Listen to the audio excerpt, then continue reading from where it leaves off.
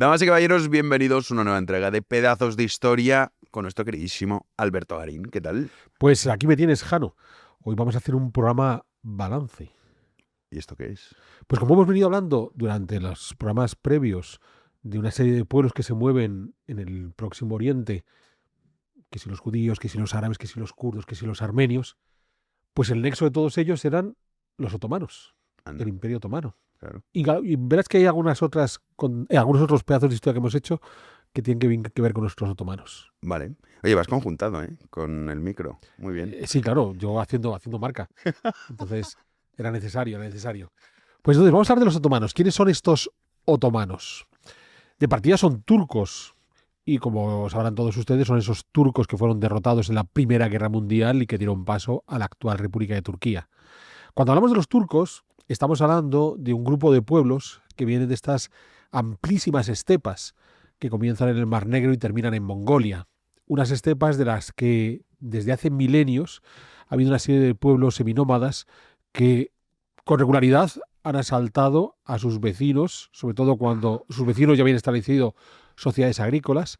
Y aquí es muy curioso, porque seguro que si yo le digo a Han, oye, ¿te acuerdas de todos los pueblos que han ido saliendo de estas amplísimas estepas de Asia? Pues claro, ahí tendríamos en la lista desde los indoeuropeos, Sí. ¿de acuerdo? A los escitas, a los hunos, a los propios mongoles, de los que ya hemos tratado aquí con Genghis Gengis Khan, Khan. y entre ellos a los turcos. Pues deben ser todos más o menos parientes. Bien, entonces los turcos son parte de estos pueblos que se mueven por estas amplísimas estepas, que se han dejado caer por el área de Persia y Próximo Oriente, allá hacia el año 1000. Ahí tenemos a un primer grupo de turcos que incluso pusieron fin al califato abasí, los selyúcidas, y que a su vez fueron derrotados por los mongoles. Los mongoles que comenzaron su camino con Genghis Khan, como acabamos de mencionar. Es en el momento que desaparece la ocupación mongola de Próximo Oriente, la península anatólica, el creciente fértil, a finales del siglo XIII, cuando van a emerger estos turcos otomanos. Son parte de aquel grandísimo grupo de turcos selyúcidas, que, insisto, habían sido derrotados y manejados por los mongoles, que en el concreto, en el caso de los otomanos, se han quedado viviendo en el centro de la península anatólica. Y a partir de ese punto, de esa península anatólica, es la península donde hoy está la República de Turquía, a partir de ese punto estos otomanos, durante el siglo XIV, XV, van a ir expandiéndose, y van a ir expandiéndose básicamente a base de quitarle territorios a su vecino más insigne, que era el Imperio Bizantino, el Imperio Romano de Oriente, con su capital en Constantinopla. Y además en una jugada muy singular, porque ese Imperio Bizantino llevaba aguantando unos cuantos siglos ahí, en ese punto de unión entre Europa y Asia, habían sido capaces no solamente de soportar la llegada de los pueblos germanos que acabaron con el Imperio Romano de Occidente, hicimos un pedazo de historias al respecto sobre esa caída del Imperio Romano, sino que los sucesivos pueblos que fueron llegando a continuación, eslavos, búlgaros, árabes, los propios turcos selyúcidas, los mongoles, todos estos pueblos ya llegaran desde la parte europea o desde la parte asiática. Los bizantinos habían sido capaces de frenarlos y habían evitado que el imperio cayera y que Constantinopla se viniera abajo. Pero es que estos turcos otomanos tomaron una opción muy interesante. No iban a atacarles desde Asia, como habían hecho árabes, los selyúcidas, los mongoles, o desde Europa, como habían hecho los eslavos, los búlgaros y compañía, sino desde los dos frentes. Decidieron estrangular a los otomanos. De modo que vamos a ver cómo a lo largo de los siglos XIV y hasta mediados del siglo XV, lo que van a hacer los otomanos es primero ocupar buena parte de Anatolia, saltan a la península balcánica, van eliminando también territorios favorables a los bizantinos en esa península balcánica, hasta que al final ese imperio bizantino se queda concentrado esencialmente al área de Constantinopla y algunos sectores menores de la península helénica. Y es entonces cuando se va a producir la caída definitiva de Constantinopla, porque lo que han hecho los otomanos ha sido eliminar por completo toda la capacidad de resistencia que los bizantinos tenían gracias a esos territorios. Por cierto, otomanos, porque cuando comienza este proceso de crecimiento de su territorio, hay un sultán legendario, Osman, que es el que dio nombre a los otomanos. Y una singularidad, es muy interesante pensar que estos otomanos que están ocupando ese imperio bizantino ya se habían islamizado dentro de la corriente suní, como le había ocurrido a otros muchos antes que ellos, pero no se habían arabizado, mantuvieron su idioma.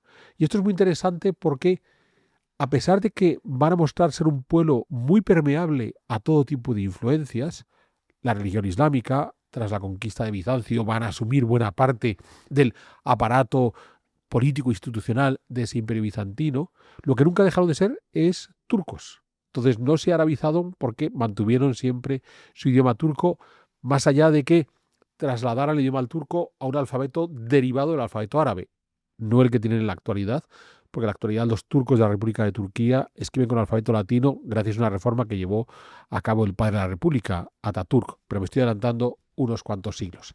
Estábamos, por tanto, a mediados de ese siglo XV, han ido estrangulando el imperio bizantino y es entonces cuando toman Constantinopla. Es el sultán Mehmed II el que va a tomar Constantinopla. Yo sé que la toma de Constantinopla para Jano es un referente, es una cuestión que traes a menudo a Una tus gran debates. tragedia. Eso es. Y además porque, ¿qué era la anécdota que Svay contaba siempre que a ti te gusta recordar? El que se dejó abierta la puerta. Eso es, que Claro. tomaron porque alguien se deja la puerta Sí, por pero- despiste. Sí, En sí. cualquier caso, más allá de que se habían dejado la puerta abierta, que es posible, la capacidad de resistencia de Constantinopla ya había llegado a su límite. Y muy interesante, porque los países de Europa Occidental no habían terminado de entender el riesgo que suponía la conquista de Constantinopla por parte de los turcos. No habían terminado de entender el hecho de que se estaba gestando todo un imperio que se iba a convertir en uno de los grandes rivales de esa Europa occidental. Y entonces, por más que el emperador bizantino no tenía que pedir ayuda, se pasó 50 años pidiendo a los occidentales que le echaran una mano, los occidentales miraron para otro lado. No estoy haciendo comparaciones con el mundo contemporáneo, aunque alguno podría hacerlo de manera muy fácil. Al final lo que ocurrió es que los otomanos tomaron Constantinopla. A partir de ahí entramos en una dinámica en la que, insisto, un pueblo bárbaro que ocupaba una posición marginal ha tomado la ciudad más grande que existía en ese momento en el mundo occidental, Constantinopla, va a asumir, como decía hace un momento, toda esa institucionalidad y se va a convertir en uno de los imperios referentes. Es muy interesante si lo ponemos en paralelo con el otro imperio que se estaba construyendo ya en ese momento y que 50 años después se va a presentar en la mesa internacional como el más poderoso de todos ellos, que es el que desde la corona de Castilla va a derivar al gran imperio de los Habsburgo, ya con Carlos V como emperador. Es más, el mayor representante del imperio turco será Solimán el Magnífico, que será contemporáneo de Carlos V. Y es muy interesante porque una de las críticas que se suele hacer a la creación de ese imperio hispano es, ese imperio hispano sale de un territorio aparentemente anodino, ¿no? Castilla, esa corona de Castilla, que parece que de manera casi arbitraria, azarosa, ha sido capaz de reconquistar buena parte de la península ibérica y luego va y se encuentra América y a partir de América construye un imperio. Y uno dice, ¿pero por qué estos tipos marginales han sido capaces de construir un imperio tan grande? Pues la realidad no es muy diferente de la de los propios otomanos. ¿Por qué un pueblo aparentemente marginal del centro de Anatolia ha sido capaz de construir? Bueno, pues porque la historia funciona así. Hoy podemos estar asombrados, por ejemplo, con el mundo anglosajón. Claro, si le hubiéramos dicho a estos otomanos y a estos castellanos en el año 1500, cuando están mirándose frente a frente, porque son las dos grandes potencias mundiales, que había unos tipos en una isla al norte de Europa, allá en la Gran Bretaña, que a la vuelta de 300 años serían todopoderosos, dirían esos, pero si son unos tipos marginales que no van a ningún sitio.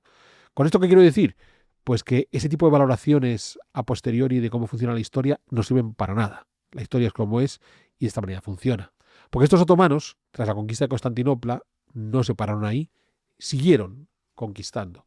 Ya no contra los bizantinos, habían acabado con ellos, sino contra las otras potencias musulmanas, y en concreto contra los mamelucos, que dominaban la zona de Egipto y Siria. Es ahí donde van a lanzar su siguiente ataque en tiempos del sultán Selim I, que es que va a conquistar Egipto para 1512, con lo que el Imperio Otomano cierra la recuperación de un territorio, península balcánica, Egipto, creciente fértil, Mesopotamia, que es prácticamente el de Alejandro Magno. Esto es muy interesante.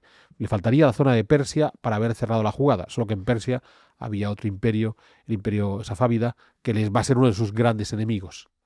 Pero lo interesante, y aquí hemos de entender esta jugada, es que gracias a ese dominio que va a ejercer el Imperio Otomano sobre todo este gran sector de Anatolia, creciente fértil, Egipto y demás, se convierte en el cierre, porque incluso van a lanzarse al dominio, y lo van a conseguir, del Mar Rojo y del Golfo Pérsico, se convierte en el cierre de todas las rutas que desde Extremo Oriente comerciaban con Europa Occidental, eso que se conoce como la Ruta de la Seda, que no es una ruta única, sino muchas.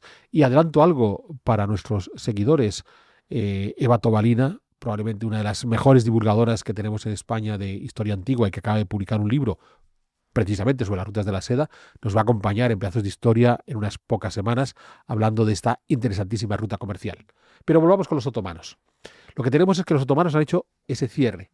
¿Eso qué significa? Significa que ese gran comercio internacional, el más importante que había en ese momento, entre Extremo Oriente y Extremo Occidente, pasa inevitablemente por el territorio de los otomanos, ya sea la ruta terrestre, que desde Persia, cruzando los Zagros, llegaba hasta Mesopotamia, ya sea la ruta marítima que remontaba el Golfo Pérsico, o la otra ruta marítima que remontaba el Mar Rojo, todo pasa por los otomanos. Y eso es lo que explica la capacidad que tuvo el más insigne de todos sus sultanes, el ya mencionado, Solimán el Magnífico, que va a ser el hombre que se lance a la conquista de todo.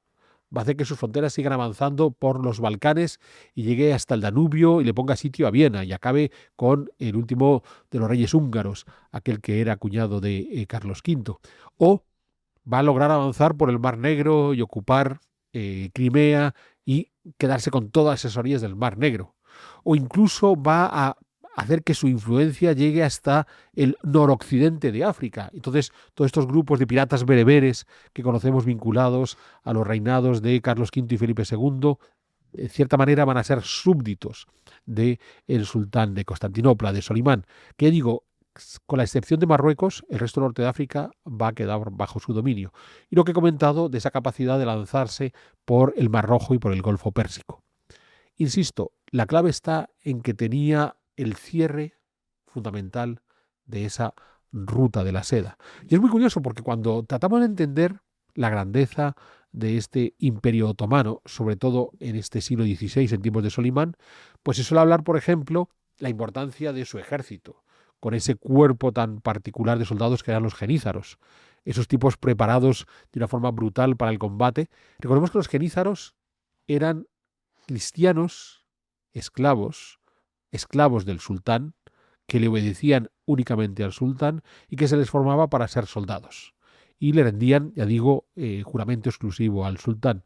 De modo que no eran unas fuerzas mercenarias, que es lo que habitualmente tenían a su disposición los enemigos de Solimán, sino un ejército de esclavos que estaban a su servicio y que en muchos casos terminaban por convertirse al Islam y hasta por volverse hombres libres. Los genízaros fue para el mundo otomano algo comparable a los tercios españoles para el mundo cristiano, aunque su estructura es muy diferente. Los soldados tercios no eran esclavos. Al contrario, cobraban un buen salario y cuando no le pagaban se sublevaban contra sus capitanes. Entonces, los genízaros va a ser un elemento fundamental en las conquistas de los otomanos. Es cierto que ya para el siglo XVII van convirtiéndose en los árbitros dentro de la corte de Constantinopla que quitan y ponen sultanes hasta que desaparezcan ya por completo los sultanes que no quieren ser eliminados por los genízaros para el siglo XIX. O, por ejemplo, también se habla de la virtud que tuvo este imperio otomano, de los territorios que iban ocupando, les dotaban de una autonomía notabilísima. Cada territorio, parte del sultanato, tenía que entregar un porcentaje de impuestos al sultán, pero en el gobierno del día a día tenían ese nivel de autonomía importante que hacía que quisieran defenderse de agresores externos por interés propio. O sea, no porque somos parte del imperio, sino porque nuestros propios territorios, en donde tenemos este grado de gobierno, de autogobierno importante, queremos defenderlo, ¿vale? Con todo, no son ni los genízaros ni ese sistema de administración territorial tan interesante, porque ese grado de autonomía lo podemos encontrar también en la monarquía hispana. Siempre tenemos la sensación de que, como el rey de España enviaba virreyes a América, estos virreyes son tipos que rinden absolutamente sí al rey. No. América estaba organizada a partir de territorios con un altísimo nivel de autonomía, gobernado no por los virreyes ni por los capitanes generales, sino por los cabildos municipales. Esto lo hemos comentado en algunos programas. Podemos hacer un pedazo de historia dedicado a la independencia de Hispanoamérica y explicar cómo la independencia se organiza a partir de los cabildos, y los países que tenemos hoy en Hispanoamérica son resultado de qué cabildos salieron triunfantes en ese proceso de más que independencia, secesión. De nuevo, volvemos con los otomanos. No son ni los genízaros, que fue un factor favorable, ni ese nivel de autonomía de los territorios, sino en esencia ese control de la ruta de la seda, que le permitió una cantidad de ingresos notables al erario otomano y de esa manera mantener unos ejércitos poderosos para ir al combate.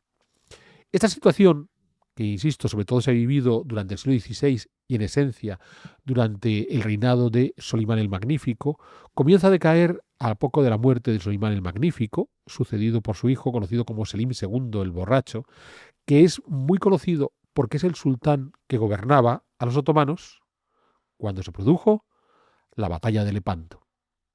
¿Qué es lo que sucedió en la batalla de Lepanto? Ya hemos tenido ocasión de comentarlo aquí en aquel pedazo de historias que hicimos con José Sotochica al hilo de la novela que había escrito sobre la revuelta de las Alpujarras.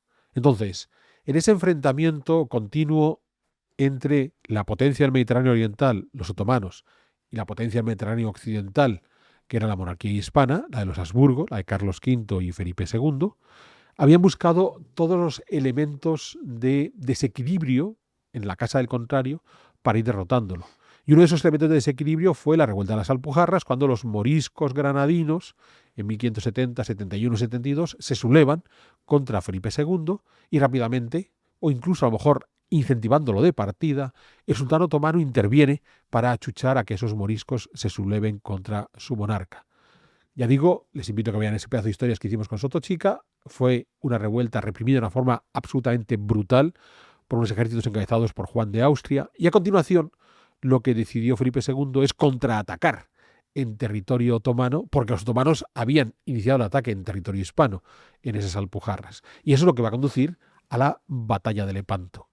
Bien, la batalla de Lepanto fue una notable victoria de las flotas cristianas, pero hay que matizar muchas cosas. Uno, la victoria fue, indudablemente. Otra cosa es que, como se celebró en octubre, cuando la flota cristiana regresaba a sus puertos, ya con mal tiempo, buena parte de la flota se perdió por el camino, por las tempestades, que no por los enemigos. Bien. Dos, es cierto que no se recuperó inmediatamente la flota otomana, pero al cabo de 2 o 3 años ya había una flota en el mundo otomano tan considerable como la que podía haber en el momento de Lepanto.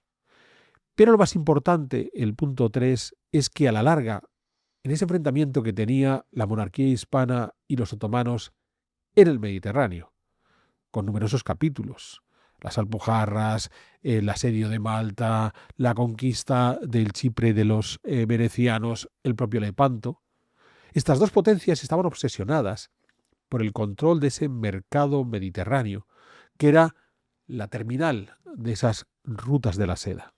Es decir, no era solo una cuestión de prestigio político, quiero ser el verdadero emperador de este mundo, Felipe II contra Solimán, o de imposición religiosa, los cristianos derrotan a los musulmanes o los musulmanes derrotan a los cristianos. Había además un interés manifiestamente económico, que es quiero controlar el final de esa ruta. Pero es que cuando se celebra Lepanto en 1571, esa ruta ya ha cambiado. Y esa ruta ha cambiado por 2 motivos.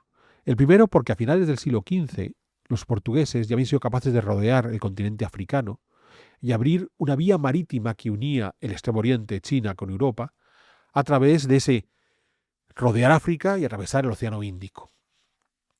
Es más, una de las debilidades que van a tener los turcos es que los portugueses se van a instalar en su patio trasero.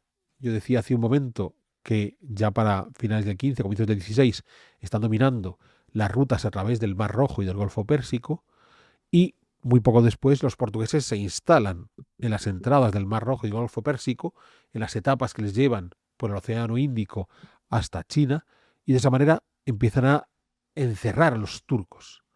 Pero es que lo más importante está en que a esos finales del siglo XV los castellanos han llegado a América. Es cierto que la conquista de América no parece algo sobresaliente en las 2-3 primeras décadas de presencia de los europeos en América. Hay que esperar a que Hernán Cortés desembarque y conquiste el Imperio Mexica. Por cierto, a Hernán Cortés, si te parece, Jano, le podemos dedicar también un pedazo de historia. Es Es interesante, uno de los sin duda. personajes más llamativos. Pensaremos en ello. Vale. Entonces, en el momento que ya se ha conquistado América, se abre una nueva ruta a través del Pacífico y va a ser la ruta más habitual entre China y la Europa occidental, aquella que une a través del Pacífico con el Galeón de Manila y a través del Atlántico con la flota de Indias. Para 1571, esta ruta alternativa del Galeón de Manila más la flota de Indias está empezando a construirse. A la vuelta de 3-4 décadas estaba completamente establecida. La vieja ruta de la seda que cruzaba el Imperio Otomano decae. Y con ello entra en crisis el Imperio Otomano. Es muy interesante porque ya no es la derrota de Lepanto per se. La derrota de Lepanto podría haber llegado incluso a recuperar y a lo mejor hasta convertirse de nuevo en un enemigo importante para el Mediterráneo occidental. Lo que verdaderamente hace entrar en crisis a estos otomanos es que su control sobre la principal ruta comercial del mundo... Claro, estoy hablando del control sobre la principal ruta comercial del mundo. Es que hoy la principal ruta comercial del mundo sigue siendo China vendiéndole a Occidente. Entonces, pensemos en nuestro mundo contemporáneo de comienzos de 2025, con el nuevo presidente de Estados Unidos, Donald Trump, reclamando ciertos privilegios en el Canal de Panamá porque son los chinos los que tienen esos privilegios. Bueno, esa preocupación de cómo comerciar con China es la misma que podíamos ver en estos finales del siglo XVI. Y el hecho de que los otomanos hayan perdido la principal vía de comunicación con China, esa ruta de la seda, es lo que va a provocar esa paulatina crisis de este mundo otomano. Es muy curioso porque a lo largo del siglo XVII hay una serie de protagonistas que van a ir apareciendo en torno a ese mundo otomano. Y ha mencionado la llegada de los portugueses por el sur, por la ruta del Índico, que serán reemplazados a lo largo del siglo XVII por los neerlandeses primero y más tarde por los ingleses. Pero además está el siempre presente imperio persa de los safávidas, a los que poco después, durante ese siglo XVII, le reemplazará otro imperio islámico que es el de los mogoles de la India. Pero es que en la parte occidental, donde tienen que enfrentarse a los Habsburgo, ya en el siglo XVII empieza a emerger otra potencia que en esos momentos todavía no parece que sea muy arriesgada, pero que va a convertirse en una de las grandes potencias hasta la actualidad, que es Rusia. Entonces, con todas esas gentes emergiendo en torno a un imperio otomano que ha perdido la principal parte de su músculo económico, que es la ruta de la seda, es ahí cuando esta gente entra en declive y a pesar de todo tienen un último conato de grandeza en ese siglo XVII, casi a finales, en 1682-83, cuando sitian por segunda y última vez la ciudad de Viena. Es el momento en el que lograron avanzar más hacia el noroccidente de Europa.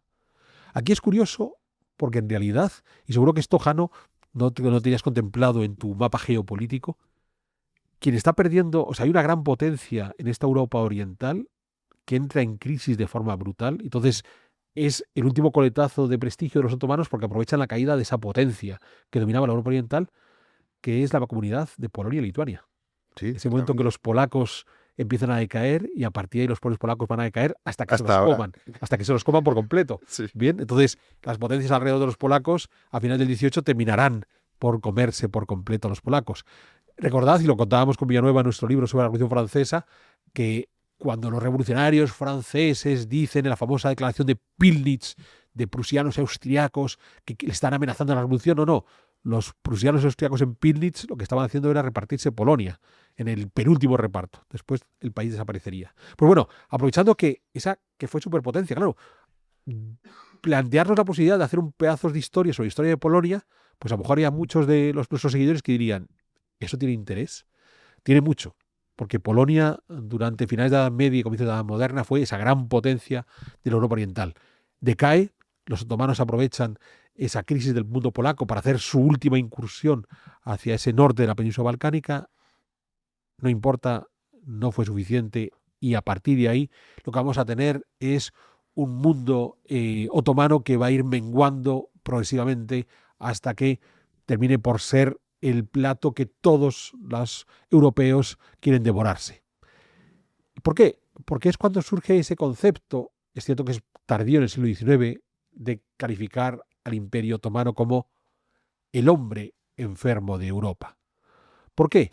Porque ese Imperio Otomano, para finales del siglo XVIII, sigue siendo una potencia notabilísima que sigue controlando la mayor parte de la península balcánica, Anatolia, el creciente fértil, todo el norte de África, la mayor parte de las costas de la península arábiga. O sea, sigue siendo territorialmente un imperio notable. Es cierto, te decía, que ha perdido la capacidad económica con la descomposición de la ruta de la seda, pero también es cierto que para finales del XVIII se ha abierto una nueva ruta comercial, que es la que han creado los ingleses para poder viajar hacia su imperio de la India y que en muchos casos le obliga a pasar a través del Imperio Otomano.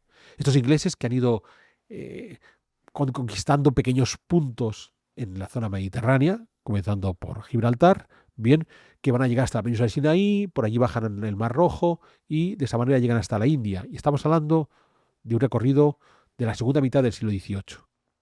En ese momento, el Imperio Otomano viene a ser algo así como un sostén para ese creciente imperio británico, lo que hace que los enemigos de los británicos miren a los otomanos con avidez porque se dicen, oye, estos británicos cada vez son más fuertes. Una de las ejes de la fortaleza del imperio británico es ese comercio que tiene con el corazón de su imperio, que es la India. ¿Qué tal si destrozamos ese eje comercial entrando en el imperio otomano? Y a partir de aquí vamos a ver cómo durante 100 años, desde finales del XVIII hasta finales del XIX, la obsesión de las potencias europeas va a ser dominar territorialmente el Imperio Otomano, no porque ese territorio por se tenga algún tipo de riqueza notable. Por supuesto, no sabían que en buena parte de ese Imperio Otomano había una cantidad de petróleo destacado. Eso se descubriría mucho tiempo después. Sabían que existía el petróleo, que no sabían que el petróleo iba a ser un combustible maravilloso para los vehículos. Bien, lo que vamos a tener es esa obsesión manifiesta por parte de las potencias europeas de descomponer el Imperio Otomano, no tanto por la riqueza per se del Imperio Otomano, como por las rutas comerciales que podemos quitarle a nuestros rivales y enemigos, comenzando por los británicos, y las propias rutas comerciales que esas potencias europeas emergentes quieren establecer. Claro, cuando hablamos de esa descomposición, ¿quién es el primer personaje que va a asaltar ese Imperio Otomano? Pues seguro que, y aquí Jano lo recordará perfectamente, es alguien inesperado, porque podemos preguntarnos si este señor que hacía allí, que es Napoleón Bonaparte. Entonces, Bueno, ¿qué hace Napoleón apareciendo en 1798 de pronto. en Egipto? O sea, ¿por qué a Napoleón le dio la venada de ir a atacar Egipto? Pues como ya tuvimos ocasión de explicar aquí en otro pedazo de historia dedicado a Napoleón, el objetivo era cortar esa vía de comunicación que utilizaba la Gran Bretaña con su imperio indio, y había que hacerlo en el corazón, que era en Egipto. Claro, ese corazón era otomano. Allí va a desembarcar Napoleón, va a pasar sus tropas, que no él, porque él volverá al cabo de menos de un año, un poco más de un año, para hacerse cargo del consulado en Francia. Sus tropas van a permanecer casi 3 años, y lo que van a intentar es cortar esa vía de comunicación de los británicos, apoderándose de un pedazo del Imperio Otomano.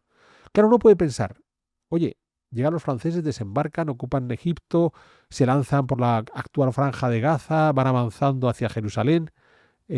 Aquí, Jano, tengo una anécdota muy, muy simpática. Cuando yo vivía en Jerusalén, trabajé en una biblioteca que tenían las cartas que enviaban los miembros de la administración turca. Según iba avanzando Napoleón por la franja de Gaza, iban mandando cartas que tenían que llegar hacia Constantinopla diciendo, oye, que viene este señor, este francés, no sabemos qué hacemos, combatimos con él o demás. Entonces, era un sistema de correos complejísimo, donde iban dejando copias por el camino, por si se perdía, mandar la siguiente copia. Entonces, yo pude ver con mis ojitos algunas de esas cartas donde decían, este tal Napoleón anda por aquí, este tal general Bonaparte Hay uno por aquí anda molestando. por aquí molestando. Bien, entonces, lograron derrotar a Napoleón los otomanos, pero con la ayuda de los británicos. ¿Qué había ocurrido con aquel todopoderoso ejército otomano que era capaz de poner en jaque a Europa? Pues, por un lado, ya he comentado cómo el sistema de los genízaros, cuando estos genízaros dejaron de ser militares para ser políticos, los sultanes terminaron por acabar con ellos. Por otro lado, el músculo económico del Imperio Otomano, que permitía mantener a los genízaros y otros muchos ejércitos, se había venido abajo, de modo que ya ese músculo no existía. Y por otro lado, el Imperio Otomano había tenido un frenazo en su desarrollo tecnológico. Si para el siglo XVI su ejército disponía de las tecnologías militares más en boga en ese momento, para final del 18 ya no era el caso. Y entonces eso suponía que hasta un aventurero como Bonaparte con sus soldados podía quitarles Egipto. Bueno, ese primer movimiento de Bonaparte dejó claro al resto de los europeos que era posible quitarle territorios al Imperio Otomano sin una resistencia especialmente notable. Y esto es lo que va a suceder a partir de ese instante durante todo ese siglo XIX, con ese hombre enfermo de Europa. Es muy llamativo porque el siguiente golpe que van a pegar volverán a ser los franceses en 1830, cuando desembarquen en Argelia y la conviertan en una provincia del Reino de Francia. Claro, uno puede pensar, o sea, los franceses en los tiempos de Luis Felipe de Orleans llegan por allí, desembarcan y nadie les pone resistencia. Pues podían resistírsele los locales, bereberes, súbditos de los otomanos, o podían llegar los otomanos a echarles una mano. Pero no funcionó. O sea, los bereberes per se disfrutaban de su autonomía. En principio ellos tenían que tener esa capacidad de resistencia, no la tuvieron, falta de recursos, escasa tecnología militar, y por otro lado, quien podía venir a echar una mano, que era el sultán, tampoco acudió. De modo que en ese momento se pudo perder sin más. Pero es que cuando se ocupa de esa forma tan, digamos, casi graciosa Argelia, ya los otomanos habían tenido otra pérdida al sur de la península balcánica, que era Grecia. Grecia comienza su proceso de independencia para 1822-23 y lo concluye en ese año 1830, cuando también se pierde Argelia. Claro, Grecia está en el corazón del imperio. O sea, ese imperio que ya digo, llegaba desde Argelia hasta Mesopotamia, desde el Yemen hasta la península de Crimea, pues Grecia está en el medio.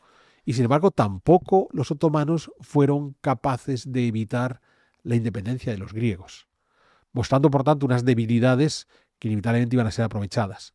Claro, el caso de los griegos podía ser muy particular. Estamos hablando de Grecia, estamos hablando de un territorio que tiene una historia milenaria, que llegó en un momento dado a ser la cabeza de un imperio, aunque no fueran griegos per se, sino los macedonios. O sea que podía haber ciertos motivos de orgullo patrio que les moviera. Además, son cristianos ortodoxos frente a la mayoría musulmana suní de los otomanos. O sea, podía haber motivos que explicaran este movimiento.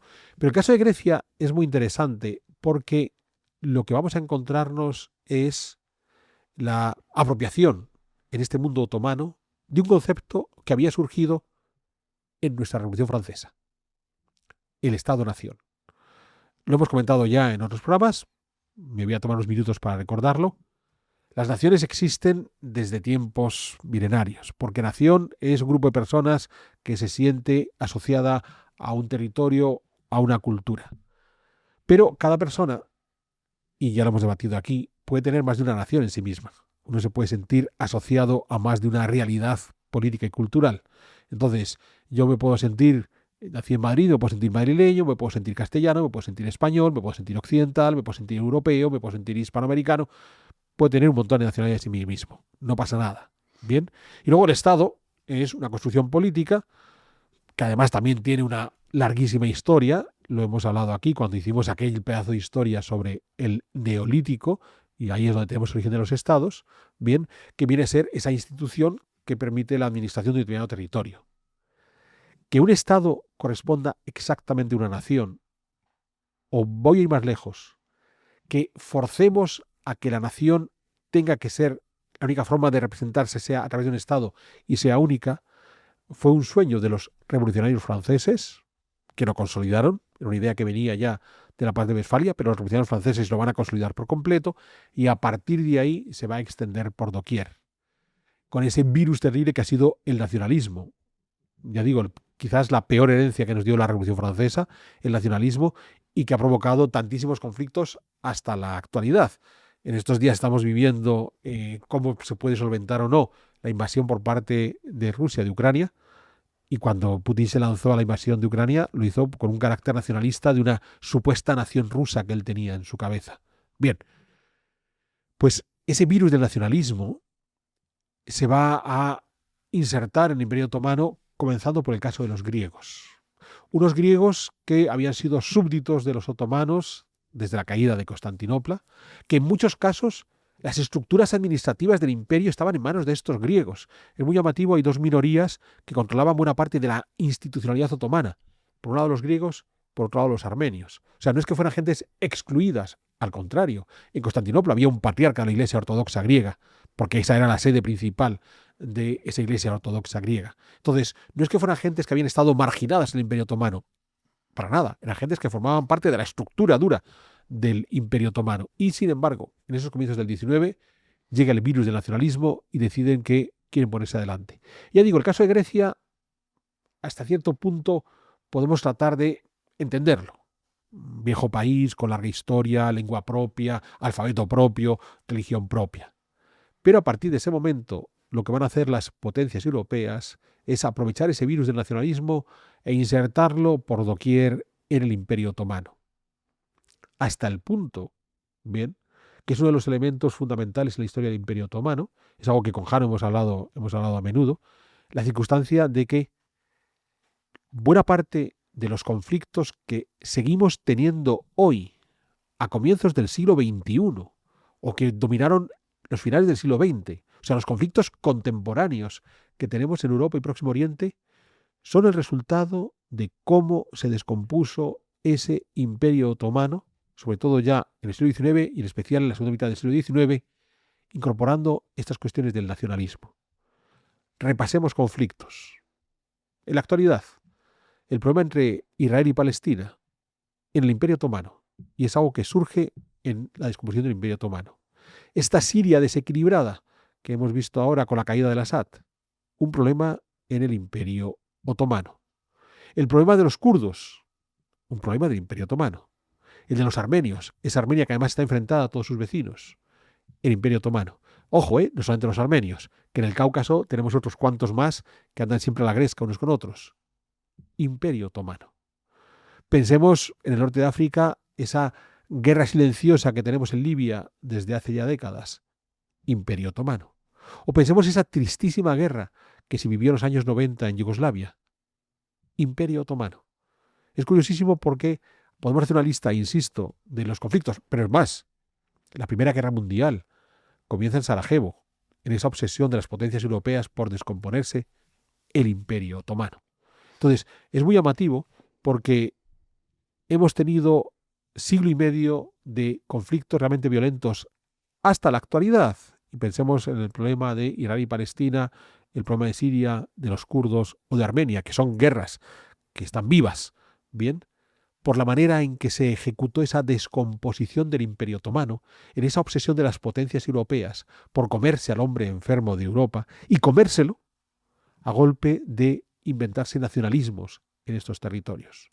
Porque lo que va a ocurrir es que esa enfermedad, ese virus del nacionalismo, durante la segunda mitad del siglo XIX, va a arrasar los Balcanes. Entonces van a surgir una serie de pequeños países en los Balcanes. Es cuando se recupera Serbia, se aboga por la constitución de una Croacia que todavía formaría parte del Imperio Austrohúngaro, se crea una Bulgaria que se convierte en una gran Bulgaria, se consigue que Rumanía empiece a adquirir contexto territorial, se pelearán por el último pedacito que es el de Bosnia, que derivará después en la Primera Guerra Mundial, porque ojo, no solamente lograron estas potencias ir generando estos pequeños países en los Balcanes, sino que estos países de los Balcanes ya, sobre todo a comienzos del siglo XX, las famosas guerras balcánicas, se pelearán entre ellos.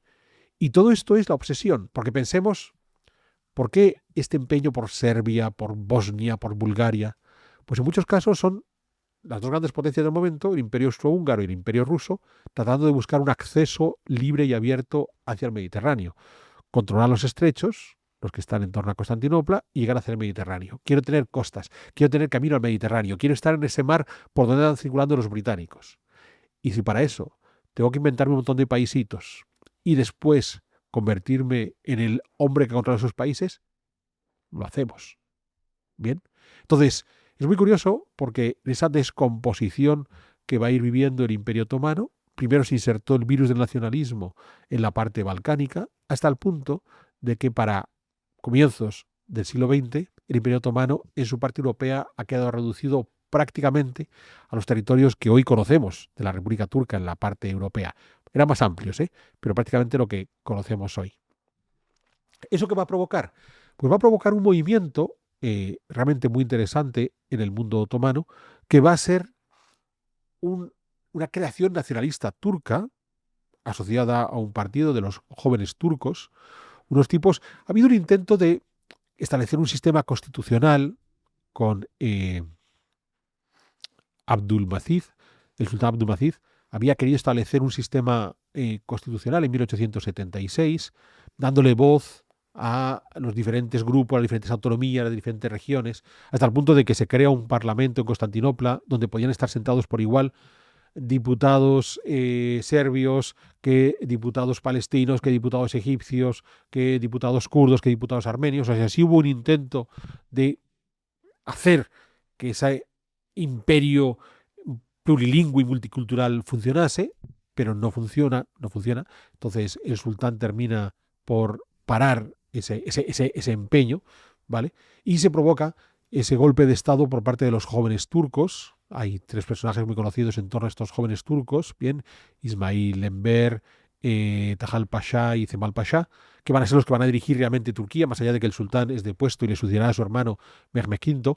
Son estos jóvenes turcos los que van a controlar el país y se van a lanzar a una búsqueda de una nación turca. Claro, en esa búsqueda de una nación turca por parte de los jóvenes turcos, lo que van a provocar es que un territorio que había sido esencialmente plurilingüe, multicultural, multireligioso, tiene que convertirse en un territorio exclusivamente turco, musulmán, suní. Y lo que no esté ahí queda fuera. Bien, los jóvenes turcos primero tratarán de establecer una alianza con otras potencias europeas para reforzarse. Esto les llevará a establecer alianzas con el emergente imperio alemán y el ya histórico imperio austrohúngaro. Esto derivará en la Primera Guerra Mundial, precisamente en uno de los viejos territorios otomanos, en Bosnia, cuando muera el heredero del imperio austrohúngaro, el archiduque Francisco Fernando. Y lo que va a suceder después de ese atentado de Bosnia es el comienzo de la Primera Guerra Mundial. En ese momento, los enemigos de los 3 imperios, de alemanes, austriacos y turcos, van a buscar cómo debilitar. Lo que van a hacer sobre todo es tratar de debilitar en especial a la parte más frágil, que era la de los turcos otomanos. Y aquí, claro, Jano, tenemos que recordar el pedazo de historia que hicimos sobre Churchill. Hace bien poquito, además, que el que no lo haya visto, historia interesante. La de Winston Churchill, personaje también interesante. Porque en el caso de Está Churchill conectado con el tuvo una obsesión por acabar con los turcos, con el famoso desembarco de Galípoli, que no le funcionó. Lamentablemente no. Entonces no le va a funcionar. Pero esa fragilidad de los turcos van a terminar de conseguirla haciendo el mismo ejercicio que habían hecho los Balcanes, y es insertar el virus nacionalista en los territorios de la parte asiática de ese imperio turco. ¿Qué virus nacionalista? Pues eso es cuando propician la revuelta árabe, esa revuelta árabe que tenemos asociado a un personaje cuasi legendario que es Lawrence de Arabia. Bien, no sé si tú, Jano, has visto la película que hizo David Lean de Lawrence de Arabia. Sí, una antigua, ¿no? Sí, una antigua. Sí, la he visto, sí. Que es maravillosa. Sí, sí. O sea, es muy larga, ¿no? Es muy larga. Vale, sí, pero no la he importa, visto. podía ser otras 5 horas más. No, me gustó. Recuerdo que me gustó. O sea, no la he vuelto a ver. La vi una vez hace muchos años, muchísimos. Pues una película absolutamente maravillosa. Mm. Bien, entonces se busca que en la mayor parte de los súbditos de los turcos que están situados en la parte asiática, que son los árabes, se subleven. Es muy curioso porque los ingleses buscaron como líder supremo al sherife de la Meca, que era un hachemita, quien terminó por ser expulsado de Arabia por unos rivales que son los saudíes y quedó recluido en el actual reino de Jordania. O sea, no solamente no crearon una Arabia unida, crearon una gran cantidad de países. Imaginemos la cantidad de países árabes de ese mundo árabe, ¿de acuerdo? Arabia Saudí, Yemen, Omán, los Emiratos Árabes, Bahrein, Qatar, Kuwait, y si queremos en el norte, la parte de Jordania, Siria e Irak. Bien, pues nada, no crearon esa Arabia unida que le prometieron. Sí van a ser los que van a lanzar, y lo hemos hablado aquí en el pedazo de historia de los judíos, los que van a lanzar el germen del Estado judío, van a favorecer el intento de independencia de los armenios, que provocó el genocidio armenio, al que también hemos dedicado un pedazo de historia, y van a favorecer también la creación de un Estado kurdo, un Kurdistán independiente que no se va a fraguar, y también hemos hecho un pedazo de historia al respecto sobre este pueblo kurdo. Claro, según estoy explicando cómo se hace esa descomposición, primero a finales del 19 de la península balcánica, con todas esas guerras que hemos conocido hasta finales del 20 en Yugoslavia, y la descomposición de la parte asiática, árabes, judíos, armenios, kurdos, como decía antes, fue esa absoluta incapacidad de los europeos para entender cómo funcionaba el Imperio Otomano y tratar de descomponerlo a golpe de nacionalismos, lo que ha tenido una pesada herencia en la cantidad de conflictos que hemos seguido teniendo hasta la actualidad en ese Imperio Otomano. Es muy curioso porque cuando terminó la Primera Guerra Mundial y se depuso al último sultán, a Mehmed VI, que curiosamente era el cuarto hermano que había gobernado en el Imperio Otomano en los últimos 50 años, se establece una república, se firma el Tratado de Sèvres de 1920 y Turquía, lo que iba a quedar como Turquía, se reducía a una parte menor de lo que hoy es la República Turca. Porque no solamente a Armenia se le daba una gran cantidad de territorio, incluyendo la costa del Mar Negro, buena parte de la costa del Mar Negro. No solamente se creó un Estado del Kurdistán que hoy no existe. Es que las costas del Egeo iban a ser entregadas por una parte a Grecia y por otra parte a las propias potencias europeas. Más allá de que se perdía por completo, por supuesto, Siria, la zona de Arabia Saudí y todo lo demás. Todo eso se perdía sin duda. Entonces, quedaba reducido esa nueva República Turca después del Tratado de Sèvres prácticamente a lo que en su origen había sido el reino de los otomanos. Aquel reino otomano de Otomán que a finales del siglo XIII se puso en marcha para conquistar Bizancio. Pues prácticamente a eso se quiso reducir el Imperio Otomano. Ahí es cuando surge la figura de Ataturk. Había sido un militar que ya había estado en la campaña de Galípoli, que después se había retirado. Entonces Ataturk, por ejemplo, no está involucrado en el genocidio armenio, bien por él, ¿vale? Pero va a ser la persona que sea capaz de contrarrestar esa obsesión que tienen las potencias europeas por descomponer por completo a los turcos y logra establecer lo que hoy conocemos como la República Turca, con todos los problemas que sigue teniendo, sobre todo en su frontera oriental con armenios y kurdos. Llegados aquí, nos vamos a preguntar, Jano, ¿y después qué? ¿Qué ha pasado con esos turcos? Es cierto que con la paliza de la Primera Guerra Mundial, en la Segunda Guerra Mundial optaron por una posición neutral. Bien. Durante la Guerra Fría, aunque se integraron muy rápidamente en la OTAN, siempre fueron un sitio complejo. Como ahora. Como ahora. Entonces, juegan los que jueguen. Al despiste, casi. Los que jueguen a 2 manos, juegan a 27 manos. Bien. Entonces, pero yo creo que se despistan hasta ellos mismos. Y aquí es muy interesante porque lo más llamativo está en que, a la larga, en lo que acabo de contar, en todo este relato que acabo de contar, si hay algo que marcó la historia del Imperio Otomano fue su obsesión por ser europeos. O sea, a pesar de que estos tipos vienen de las estepas, se asientan en mitad de Anatolia, conquistan los territorios mamelucos en Siria y Egipto, su principal obsesión fue el Mediterráneo oriental para llegar a occidental, los Balcanes para llegar hasta el Danubio. O sea, estos chicos querían ser europeos. Y es más, hoy ya no, pero hace 20-25 años el debate de incorporar a Turquía en la Unión Europea era algo que... Oye, que 20-25 mucho menos. Si no es por la crisis financiera, esto estaba empeñada. Ahí es cuando ya se acabó la posibilidad. Pero estaba muy cerca que hoy en día Turquía perteneciese a la Unión Europea, con todo lo que eso conlleva. Esto lo rompió la crisis financiera, ¿eh? Pero además Merkel estaba empeñada, los alemanes les hacía mucha ilusión tener una gran comunidad turca en Alemania. Sí. Y estuvieron, pero vamos, si no es por la crisis financiera, a día de hoy Turquía sería miembro de la Unión Europea. Claro, aquí tendríamos uno de los debates más interesantes, que sería si el problema de todos los conflictos que he estado enumerando fue cómo se descompuso Turquía, incorporar a Turquía a Europa podía ser la solución. No. ¿Por qué? Rotundamente no. ¿Por qué rotundamente no? Por cuestiones culturales evidentes. Oye, que son turcos, ¿eh? Que estos no son árabes. Ya lo sé. Y con todo mi respeto a los árabes, ¿eh? Ya lo sé. Tampoco me va. O sea, esta gente es cierto que hay un grupo musulmán importante, pero son muy occidentales.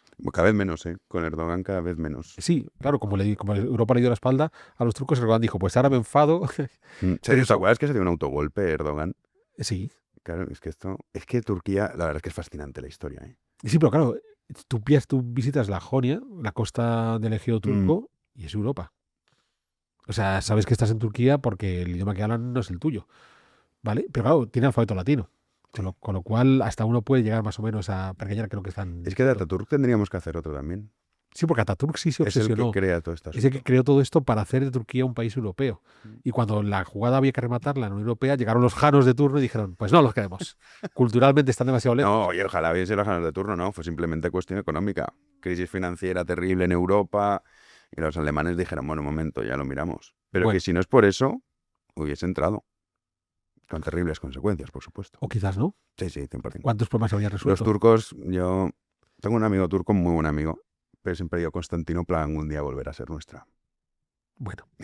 Este es el mensaje que hay que enviar, Alberto. Vale, pues ahí lo dejamos. Ahí tenemos la propuesta de futuro de Jano. Y hasta aquí este rapidísimo repaso que hemos hecho por 700 años de historia de los otomanos, que como decía al principio, es un balance, porque han ido viendo cómo muchísimos de los pedazos de historia que hemos hecho a lo largo de estos meses pasan por el Imperio Otomano. Da igual que sean Gengis Khan, Napoleón o Churchill, todos tienen algo que ver con el Imperio Otomano. Así es. Sí, es que es muy interesante.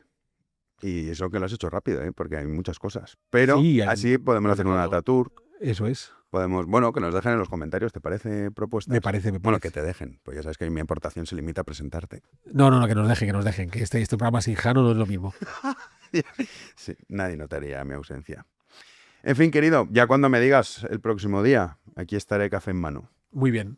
Te haré madrugar una vez más. Seguiremos grabando como siempre a las 6 de la mañana para que de esta manera, desde primerísima hora, ustedes puedan tener este programa. Y a todos ustedes, gracias por seguirnos una vez más en esta edición de Pedazos de Historia. Como siempre, invitándoles a que, para asegurarnos de que podamos seguir produciendo estos programas, se hagan miembros de nuestro club de socios. Y a partir de ahí, como digo, podamos garantizar que podemos seguir produciendo y emitiendo Pedazos de Historia.